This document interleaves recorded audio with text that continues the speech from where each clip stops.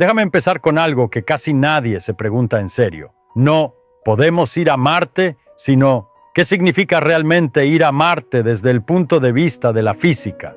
Porque esa palabra, ir, está cargada de suposiciones terrestres. Ir implica salir, avanzar, llegar. Lo hacemos todos los días. Caminamos, conducimos, volamos. Y nuestro cerebro ha aprendido que el mundo coopera. El suelo está ahí, el aire está ahí, la gravedad se comporta de forma educada. Incluso cuando algo sale mal, el entorno suele amortiguar el error. Pero el espacio no coopera, el espacio no amortigua, el espacio no perdona. Y Marte es el primer lugar donde esa diferencia deja de ser teórica y se vuelve brutalmente real. Cuando decimos Marte está lejos, creemos saber qué significa lejos. Pensamos en kilómetros, en mapas, en escalas. Pero la distancia más importante no se mide en metros, se mide en energía, se mide en tiempo biológico, se mide en cuántas oportunidades tienes de corregir un error antes de que el universo te diga, con total indiferencia, que ya no hay vuelta atrás. Y ahí es donde nuestra intuición cotidiana empieza a traicionarnos. Imagina que estás de pie en una habitación. Lanzar una pelota al otro lado es trivial. Ajustas un poco la fuerza y listo. Si te equivocas, lanzas otra. El espacio interplanetario no funciona así. Es más parecido a lanzar una pelota desde una montaña, con los ojos vendados, a un blanco que se mueve, sabiendo que solo tienes un intento y que si fallas, la pelota seguirá viajando durante millones de años sin volver jamás. Esa es la diferencia psicológica entre viajar en la Tierra y viajar entre planetas. Ahora retrocedamos un poco, porque para entender por qué Marte es tan problemático, primero hay que entender algo todavía más básico. ¿Por qué es tan difícil simplemente salir de la Tierra? Vivimos tan cómodamente en la gravedad que la damos por sentada. Caminamos, saltamos, nos sentamos. Nunca sentimos el enorme costo energético que implica estar aquí abajo, en el fondo de un pozo gravitatorio profundo. Pero ese pozo existe y salir de él no es una cuestión de voluntad, sino de física dura. Si lanzas una piedra hacia arriba, vuelve a caer. Si la lanzas más fuerte, sube más alto, pero vuelve a caer. Hay una velocidad específica, una y solo una, a partir de la cual la piedra no vuelve. Esa velocidad no es un invento humano. Está determinada por la masa de la Tierra y por la ley de la gravedad. La llamamos velocidad de escape, pero el nombre es engañoso. No es escapar de algo que te persigue. Es dejar de estar ligado energéticamente a un planeta. Para la Tierra, esa velocidad es de unos 11 kilómetros por segundo. No parece tanto dicho así, pero intenta imaginarlo.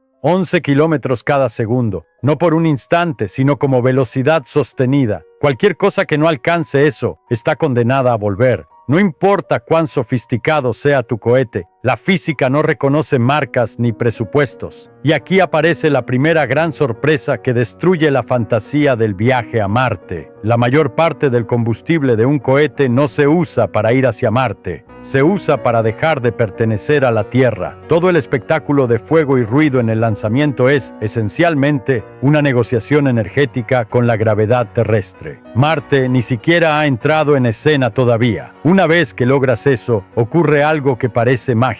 Flotas. De pronto, no hay arriba ni abajo. Todo se mueve suavemente. Pero esa calma es engañosa, porque no has salido de la gravedad. Simplemente estás cayendo alrededor de la Tierra. Estás en órbita. Y una órbita no es un lugar. Es un estado dinámico extremadamente preciso. Aquí conviene detenerse un momento y apreciar lo extraño que es esto. Estar en órbita significa que estás cayendo constantemente y fallando constantemente en golpear el suelo. Si reduces un poco tu velocidad, caes. Si la aumentas demasiado, te escapas. No hay estabilidad natural. Todo debe mantenerse con una precisión exquisita. Ahora añade el Sol a la ecuación. La Tierra no está quieta. Se mueve alrededor del Sol a unos 30 kilómetros por segundo. Eso es casi 3 veces la velocidad de escape terrestre. Estamos viajando alrededor de una estrella a una velocidad absurda y sin embargo no lo sentimos en absoluto. Nuestra intuición falla porque todo a nuestro alrededor se mueve igual. No hay referencia. Cuando intentas ir a Marte, no sales desde una plataforma quieta. Sales desde una plataforma que ya se mueve muy rápido, y Marte también se mueve. El viaje no es un trayecto recto entre dos puntos fijos, sino una coreografía precisa entre cuerpos que caen alrededor del Sol, siguiendo trayectorias dictadas por la gravedad. No hay caminos invisibles, no hay autopistas espaciales, solo geometría y tiempo. Esto fue comprendido lentamente a lo largo de siglos. Galileo rompió la idea de que el cielo y la tierra obedecían reglas distintas. Newton dio el golpe final. Una sola ley explica la caída de una manzana y el movimiento de los planetas. De pronto, el universo se volvió comprensible, pero también implacable, porque una vez que entiendes las leyes, no puedes fingir que no existen. Y esas leyes nos dicen algo incómodo. Viajar entre planetas es energéticamente carísimo, no porque el espacio sea grande, sino porque las velocidades involucradas son enormes y las correcciones son costosas. En el espacio, cambiar tu velocidad un poco requiere mucha energía. No hay fricción que te ayude a frenar. Todo cambio debe hacerse activamente. Ahora pensemos en el tiempo. En la Tierra, si un viaje es largo, te cansas, pero el entorno te sostiene. Puedes detenerte, puedes volver. En un viaje a Marte, el tiempo no es solo duración, es exposición. Cada día que pasa es un día más lejos de la protección de la Tierra. Un día más bajo condiciones para las que el cuerpo humano no fue diseñado. El cuerpo humano es una maravilla, pero también es un compromiso. Evolucionó bajo una gravedad constante, dentro de una atmósfera espesa, protegido por un campo magnético planetario. Quitarlo de ese entorno no es como cambiar de clima, es como cambiar de universo físico. En microgravedad, el cuerpo empieza a adaptarse de inmediato. Los huesos pierden densidad, los músculos se debilitan, el sistema cardiovascular se reorganiza, no porque falle, sino porque optimiza. La biología es eficiente, no nostálgica. Si no necesitas huesos fuertes, deja de mantenerlos. Pero cuando quieras volver a usarlos, el costo es enorme. Y esto ocurre incluso en misiones cortas. Ahora imagina meses, porque no puedes acelerar mucho más sin pagar un precio energético prohibitivo. No hay atajos mágicos. La física orbital impone tiempos mínimos. El viaje a Marte no es lento por falta de voluntad. Es lento porque así es como se mueve la energía en un sistema gravitatorio. Y aún no hemos mencionado la radiación, que es quizá el enemigo más silencioso. En la Tierra vivimos bajo un paraguas extraordinario. La atmósfera y el campo magnético desvían y absorben partículas energéticas que, de otro modo, atravesarían nuestros cuerpos constantemente. No lo notamos porque el sistema funciona demasiado bien. En el espacio interplanetario, ese paraguas desaparece. Las partículas solares, los rayos cósmicos galácticos, atraviesan la materia con facilidad. No queman como el fuego, no explotan, simplemente pasan, rompiendo enlaces moleculares, dañando ADN, acumulando errores. Es una amenaza estadística, no dramática, pero la biología no perdona estadísticas a largo plazo. Aquí suele aparecer una respuesta optimista: blindemos la nave. Y sí, claro que podemos, pero blindar significa masa. Y masa significa más energía para salir de la Tierra. Y más energía significa más combustible. Y más combustible significa más masa. La física cierra el círculo con una sonrisa fría. Hasta aquí, todavía estamos hablando solo de llegar. Ni siquiera hemos puesto un pie en Marte. Y ya la física nos ha cobrado un precio enorme en energía, tiempo y riesgo biológico. Y esto no es pesimismo, es contabilidad honesta del universo. Porque la pregunta correcta no es ¿por qué no hemos ido todavía? La pregunta es ¿por qué creemos que ir es el siguiente paso natural? Y esa pregunta, incómoda como es, nos va a llevar mucho más lejos intelectualmente que cualquier cohete. Ahora bien, supongamos que aceptamos todo lo anterior. Aceptamos que salir de la Tierra es caro, que el viaje es largo, que el cuerpo humano sufre, que la radiación es real. Supongamos incluso que decimos, está bien, pagamos ese precio. Todavía queda una pregunta mucho más incómoda, una que rara vez se formula con seriedad. ¿Qué pasa cuando algo sale mal? Porque en la Tierra, casi todo lo que hacemos está respaldado por una red invisible de correcciones. Si un avión tiene un problema, puede aterrizar. Si un cirujano comete un error, hay segundos intentos, otros médicos, otras opciones. En el espacio interplanetario, la causalidad es cruelmente lineal. Lo que ocurre ahora determina lo que ocurrirá meses después, sin posibilidad de intervención externa. Aquí es donde la distancia deja de ser un número y se convierte en un retraso. La señal de radio, viajando a la velocidad de la luz, tarda entre varios minutos y más de 20 minutos en ir de la Tierra a Marte, dependiendo de la posición relativa de los planetas. Eso significa que una conversación no es una conversación, es una correspondencia lenta. Preguntas algo, esperas, recibes la respuesta, ya tarde para actuar. En una emergencia real, ese retraso no es molesto, es decisivo. Por eso las misiones robóticas a Marte están diseñadas para ser extraordinariamente autónomas. No porque queramos, sino porque no hay otra opción. El control remoto deja de existir. Y si eso es cierto para una máquina, imagina lo que significa para una tripulación humana que depende de sistemas complejos para respirar, beber y sobrevivir. Aquí aparece otro concepto que solemos subestimar: la confiabilidad acumulativa. Cada sistema tiene una probabilidad pequeña de fallar, muy pequeña, pero cuando encadenas cientos o miles de sistemas durante meses o años, la probabilidad de que algo falle tiende a 1. No por mala ingeniería, sino por estadística básica. La Tierra amortigua fallos porque el entorno coopera. Marte no coopera. El vacío no coopera. Ahora pensemos en Marte mismo, no como un símbolo, sino como un objeto físico. Marte es más pequeño que la Tierra. Eso significa que su gravedad es más débil. Durante mucho tiempo se pensó que eso sería una ventaja. Menos gravedad, más fácil aterrizar, más fácil despegar.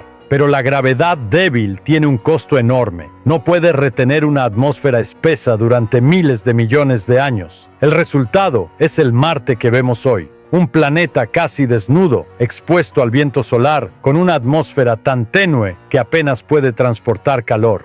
Desde el punto de vista humano, esto significa algo muy simple y muy brutal. Marte no es un lugar donde puedas estar. Solo puedes sobrevivir allí si llevas tu propio planeta contigo, tu propio aire, tu propia presión, tu propia temperatura, tu propia protección contra la radiación. Cada metro cúbico habitable debe ser fabricado, sellado y mantenido artificialmente. No hay redundancia natural. En la Tierra, si falla un sistema, otro toma el relevo. Los ciclos del agua, del carbono, del oxígeno, están interconectados a escalas gigantescas. En Marte, una colonia humana sería un sistema cerrado extremadamente pequeño. Y aquí es donde la termodinámica entra como un juez silencioso. La segunda ley de la termodinámica no es una sugerencia, es una declaración estadística profunda sobre cómo se comporta la energía. En cualquier proceso real, siempre hay pérdidas, siempre hay degradación, nunca reciclas al 100%, nunca. Y en sistemas cerrados, esas pequeñas pérdidas se acumulan. No importa cuán avanzado sea tu diseño, la entropía no se impresiona con buenas intenciones. Esto significa que una colonia marciana no fallaría de forma espectacular como en una película. Fallaría lentamente, una eficiencia que baja un 1% aquí, una fuga microscópica allá, un componente que se degrada antes de lo esperado. Nada dramático, nada heroico, solo una cuenta que no cierra del todo día tras día. Y aquí aparece una confusión muy común. Cuando decimos terraformar Marte, la palabra suena poderosa, como si fuera una cuestión de tiempo y maquinaria. Pero terraformar no es decorar, es cambiar la historia geofísica de un planeta entero, es darle una atmósfera espesa, un campo magnético, ciclos climáticos estables. Eso no es ingeniería en el sentido humano, eso es geología a escala planetaria durante millones de años. Marte no perdió su atmósfera ayer, la perdió porque su núcleo se enfrió, su campo magnético colapsó y el viento solar hizo el resto durante eones. Pensar que podemos revertir eso con fábricas y reactores es confundir escala humana con escala cósmica. Aquí conviene hacer un experimento mental. Imagina que quieres mantener caliente una taza de café en una habitación fría. Puedes usar una tapa, una funda aislante, incluso una placa caliente. Funciona. Ahora imagina que quieres mantener caliente un lago entero expuesto al viento durante años. No es el mismo problema multiplicado, es un problema distinto. Marte es el lago, no la taza. Entonces, ¿por qué esta idea persiste con tanta fuerza? Porque nuestra cultura tecnológica ha tenido un éxito extraordinario en resolver problemas locales. Construimos ciudades en desiertos, cruzamos océanos, volamos, pero todos esos logros ocurren dentro de un planeta que ya hace el 99% del trabajo pesado por nosotros. Nos proporciona gravedad, presión, protección y estabilidad. Marte no ofrece nada de eso gratis. Y aquí aparece una idea aún más profunda. No es que la tecnología no avance, avanza, pero hay límites que no se superan con más eficiencia, sino que se enfrentan con más claridad. La velocidad de la luz no se negocia, la gravedad no se apaga, la radiación no se convence, la termodinámica no se distrae. Ahora pensemos en el argumento emocional. Necesitamos un planeta de respaldo, se dice a menudo, como si la Tierra fuera un archivo que podemos copiar en otro disco. Pero esa metáfora es engañosa. Un planeta no es un dispositivo, es un sistema emergente extremadamente raro. Copiarlo no es cuestión de almacenamiento, es cuestión de historia. La Tierra es habitable no solo por lo que es ahora, sino por lo que ha sido durante miles de millones de años. Su atmósfera, su océano, su biosfera coevolucionaron, no se ensamblaron, crecieron juntas. Pretender replicar eso rápidamente en Marte es como pretender criar un bosque adulto, plantando árboles de plástico. Y esto nos lleva a una conclusión incómoda pero poderosa. Tal vez la razón por la que ir a Marte resulta tan difícil no sea una falla de ambición, sino una señal de que la habitabilidad no es algo que se transporta fácilmente, es algo que se cuida donde existe. Marte, visto así, deja de ser un destino y se convierte en una advertencia. Un planeta que alguna vez tuvo agua líquida, ríos, quizá océanos, y que hoy es frío, seco y expuesto. No porque algo salió mal, sino porque la física siguió su curso. Y entonces, inevitablemente, la pregunta se invierte. En lugar de preguntar, ¿por qué no podemos vivir en Marte?, empezamos a preguntar, ¿cómo es posible que vivamos aquí? ¿Qué combinación improbable de masa, distancia al Sol, composición, historia geológica y accidentes cósmicos permitió que este planeta se mantuviera habitable durante tanto tiempo? Cuando miras Marte con esa pregunta en mente, ya no es un fracaso, es un espejo, un recordatorio silencioso de que los planetas no prometen nada, que la habitabilidad es frágil, que perderla es fácil, que recuperarla es casi imposible, y eso cambia completamente el sentido del viaje, porque quizá la exploración más profunda que podemos hacer no es mudarnos a otro mundo, sino entender por qué este funciona, no como poesía, sino como física, no como nostalgia, sino como responsabilidad. Pero todavía queda una última capa, la más sutil, la que conecta todo esto con nuestra forma de pensar. Y ahí es donde la historia da un giro final, que tiene menos que ver con cohetes y más con cómo interpretamos nuestro lugar en el universo. Hasta ahora hemos hablado de energía, de tiempo, de biología, de radiación, de termodinámica. Todo eso suena técnico, incluso frío, pero hay una razón por la que esta discusión nos toca algo más profundo que un problema de ingeniería, porque en el fondo Marte no es solo un planeta, es una idea. Representa una promesa cultural muy antigua, la idea de que si algo se rompe, siempre podemos irnos a otro sitio. Y la física, con su calma habitual, nos invita a revisar esa promesa con mucho cuidado. Hay algo curioso en cómo pensamos sobre el progreso. Tendemos a imaginarlo como una línea ascendente. Cada generación va un poco más lejos, un poco más rápido, un poco más alto. Desde esa perspectiva, Marte parece inevitable, pero la historia de la ciencia real no es una línea recta, es una sucesión de descubrimientos que una y otra vez nos obligan a aceptar límites inesperados. No límites impuestos por falta de ingenio, sino por la estructura misma del universo. Piensa en la velocidad de la luz. Durante siglos nadie sabía que existía un límite así. Parecía razonable que, con suficiente potencia, uno pudiera ir arbitrariamente rápido. Y luego descubrimos que no. No porque nos falten motores, sino porque el espacio y el tiempo están tejidos de una forma particular. Ese límite no es una derrota, es una característica profunda de la realidad. Marte pertenece a esa misma categoría de límites. No es imposible en un sentido lógico, pero es extraordinariamente hostil en un sentido físico. Y cuando algo es hostil a ese nivel, insistir sin entenderlo no es valentía, es confusión. Aquí conviene hacer un último experimento mental. Imagina que toda la humanidad vive en el fondo del océano. No lo sabe, nunca ha salido. Ha desarrollado tecnología brillante para moverse bajo el agua. Y un día alguien dice, arriba hay otro mundo.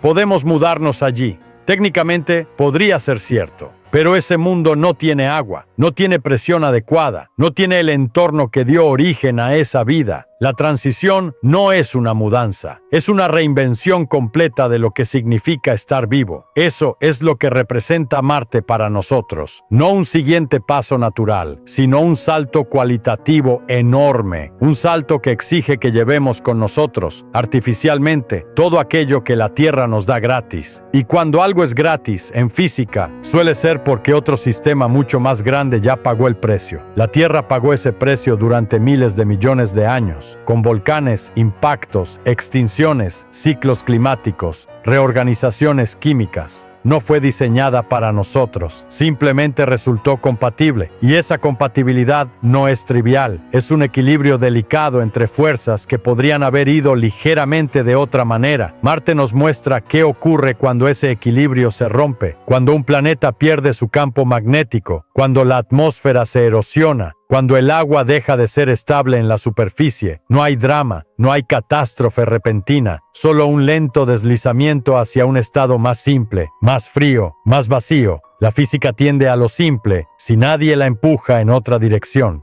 Y aquí aparece una idea que a menudo se malinterpreta. Decir que probablemente nunca viviremos en Marte no es decir que la exploración espacial sea inútil. Al contrario, la exploración robótica científica es una de las expresiones más inteligentes de nuestra curiosidad. Los robots no necesitan atmósfera, ni gravedad, ni protección biológica. Son extensiones de nuestros sentidos, no de nuestra fragilidad. Gracias a ellos, sabemos cómo es Marte de verdad, no como lo imaginábamos. Sabemos que tuvo agua, que tuvo un pasado más dinámico, que pudo haber sido, durante un tiempo, más parecido a la Tierra. Y ese conocimiento es invaluable, porque nos permite comparar, entender, aprender. Pero cuando pasamos de explorar a habitar, cambiamos de categoría. Ya no estamos preguntando, ¿qué hay allí? Estamos preguntando, ¿podemos vivir allí? Y esa pregunta no se responde con entusiasmo, sino con contabilidad física. La contabilidad física nos dice que cada kilogramo cuenta, cada vatio cuenta, cada día cuenta, cada fallo cuenta, y que, a diferencia de la Tierra, Marte no ofrece amortiguadores naturales. Todo debe ser perfecto durante mucho tiempo, y la perfección sostenida es algo que la física mira con sospecha. Esto nos lleva a una reflexión final que, curiosamente, tiene menos que ver con Marte que con nosotros mismos. Quizá la obsesión con irnos dice más sobre nuestra relación con la Tierra que sobre nuestro futuro en el espacio. Tal vez imaginamos Marte como un escape, porque aún no hemos aprendido a apreciar plenamente la rareza del lugar donde ya estamos. Desde una perspectiva cósmica, la Tierra es una anomalía extraordinaria. Un planeta rocoso con agua líquida estable, una atmósfera espesa, un campo magnético protector y una biosfera compleja. Nada de eso es común, nada de eso está garantizado, nada de eso se puede reproducir fácilmente. Cuando entendemos eso, la narrativa cambia. La pregunta deja de ser ¿cuándo nos iremos? Y se convierte en ¿qué haremos con este conocimiento? Porque la física no solo nos habla de límites, también nos habla de responsabilidades.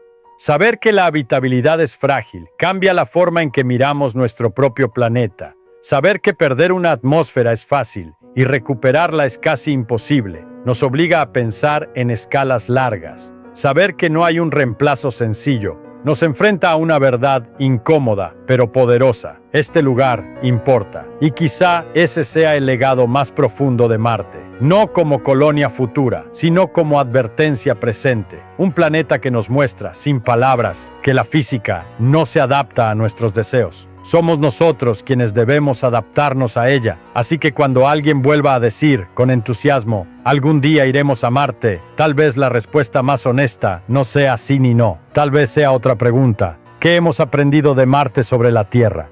Porque esa pregunta sí tiene respuestas inmediatas, profundas y urgentes. La física no nos promete otros mundos, nos explica este. Y entenderlo, realmente entenderlo, puede ser el viaje más largo, más difícil y más importante que jamás emprendamos.